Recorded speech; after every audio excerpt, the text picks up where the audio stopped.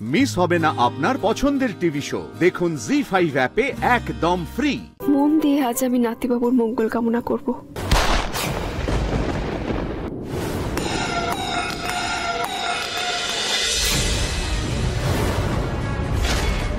বল এবারে বাচ্চা, জোনাকিকে কার কথায় কিডন্যাপ করিয়েছিলি? কার কথায় আমাকে মারতে গেছিলি? জোনাকিকে কার কথায় তুই কিডন্যাপ করিয়েছিলি বল।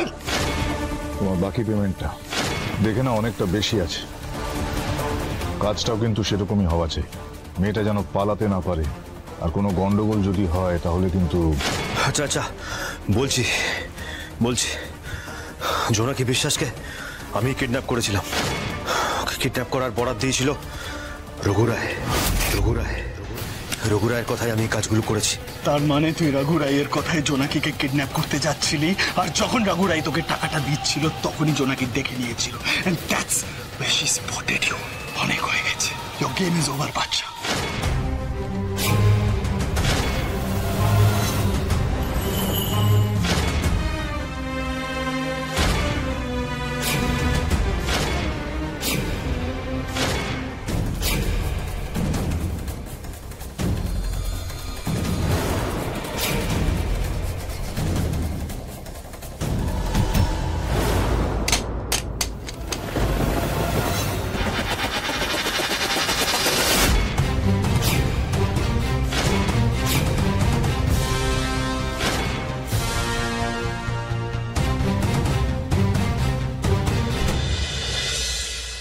জোনাকি, হ্যাঁ তোর ঘটিতে দুধ আর গঙ্গা জল নেই, আর সেই সঙ্গে একটু ডাবের জলও নিয়ে নে।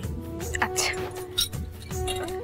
আচ্ছা দিদা, শিবরাত্রির রাতে 4 প্রহর জেগে কেন বাবার মাথায় জল ঢালা হয়? শিবরাত্রির দিনটা হলো মহাদেব আর মা পার্বতীর বিবাহের দিন, অর্থাৎ পুরুষ এবং প্রকৃতির মিলনের দিন। সেই মিলনের মুহূর্তটাকে আমরা সবাই শিবরাত্রি হিসেবে উদযাপন করি। যেমন ধর স্বামী স্ত্রী হচ্ছে একে অপরের পরিপূরক, ঠিক সেই রকম শিব আর শক্তিও তাই। ওই দিনটাতে শিবের মাথায় জল ঢেলে আমরা সবাই স্বামীর দীর্ঘায়ু এবং মঙ্গল কামনা করি।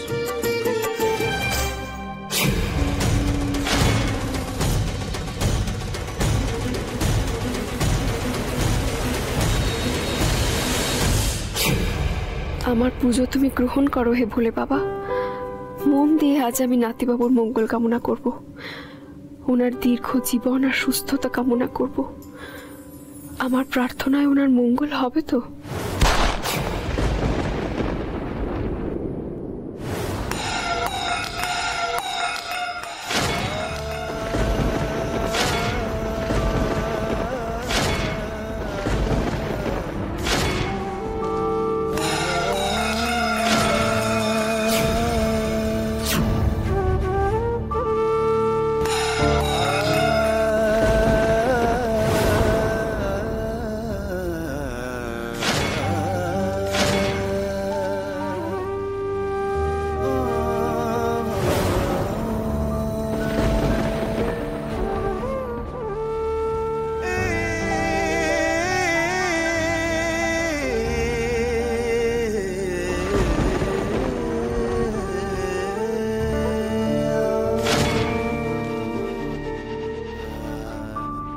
এসেছিল আমাকে অপরাধ স্বীকার করাতে, শিবও তোকে বাঁচাতে পারলো না। রঘুরায় স্যার ঠিকই বলে, ধ্রুব মিত্তিরের টানা গজিয়েছিল। আজ পাকনা শুদ্ধ ধ্রুব মিত্তির খালাস। তুই পার পাবি না বাচ্চা। তুই যা যা কনফেস করেছিস সবটা আমার কাছে রেকর্ড করা আছে।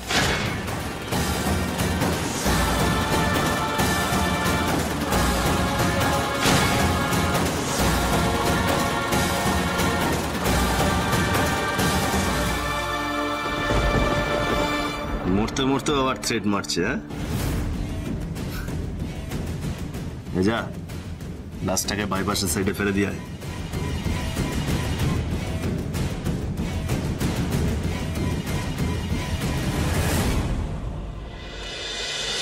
তুই কি একটা কাজও ঠিক করে করতে পারো না?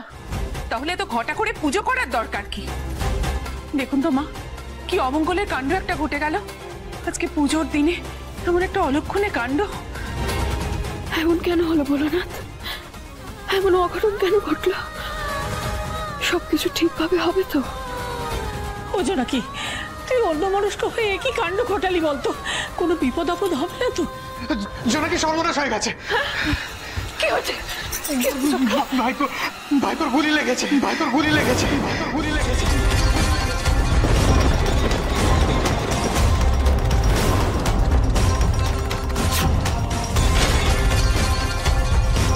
ম্যাডাম, ম্যাডাম, নাতিবাবুর কি হয়েছে ম্যাডাম? ম্যাডাম, উনি ঠিক হয়ে যাবেন তো? ওকে বলুন না, আমি তো কিছু বুঝতেই পারছি না। নাতিবাবু যেভাবে কোর্টে যায় সেভাবেই তো আজকে বেরিয়েছিলেন উনি। উনি কি হয়ে গেল ম্যাডাম? ম্যাডাম বলুন না, উনি ভালো হয়ে যাবেন তো ম্যাডাম? জোনাকি, শান্ত হও। আমরা ধ্রুবকে বাইপাস থেকে তুলে এনেছি। একটা গুলি লেগেছে, সেন্স নেই, অপারেশন চলছে। আমার ছেলেকে কে গুলি করেছে? আমরা সাসপেক্ট করছি রাইভেল, অর্থাৎ ও কোনো কেস ইনভেস্টিগেশন করছিল, সেখান থেকে এই ধরনের আক্রমণ হতে পারে। ম্যাডাম, ভাইপো তো অনেক দিন ধরে প্র্যাকটিস করে, বরাবর ও খুব সাহসী। ও ইনভেস্টিগেশনের জন্য জান প্রাণ লড়িয়ে দেয়, কিন্তু এরকম ঘটনা কি করে ঘটে গেল? কোনো ক্রিমিনালদের হিট লিস্টে পড়ে গিয়েছিল, ওদের কেস ইনভেস্টিগেশন করছিল। আসলে ও ল প্র্যাকটিস করে না, ক্রিমিনাল ল, তার সঙ্গে বড্ড ঝুঁকি নেয়। দেখছি, শান্ত হন, দেখছি। রঘুরাই, আমি জানি এই কাজটা রঘুরাই করিয়েছে। রঘুরাই নাতিবাবুকে সরিয়ে দিতে চাইছিলেন যাতে নাতিবাবু ওনার কেস নিয়ে আর এগোতে না পারে।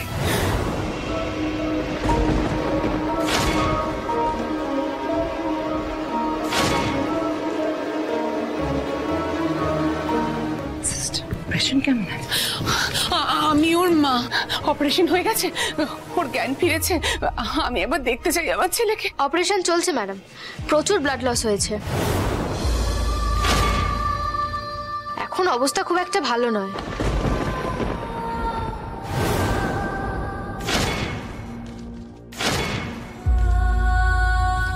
সিস্টার, ম্যাডাম, আমি একবার ডাক্তারবাবুর সাথে কথা বলতে চাই ম্যাডাম, প্লিজ। যেভাবেই হোক বাঁচান আপনারা, বাঁচান আপনারা ওকে, যেভাবেই হোক, যে করেই হোক বাঁচান। আমরা চেষ্টা করছি ম্যাম, কিন্তু এখনই কিছু বলা যাবে না।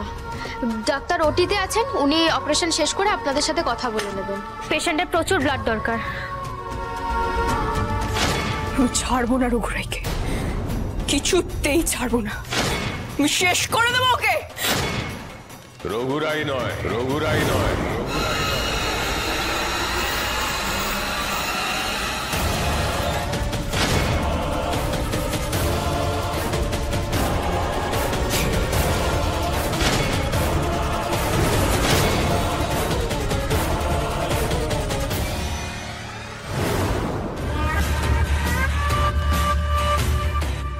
ধ্রুবর আজকের এই অবস্থার জন্য তুমি দায়ী।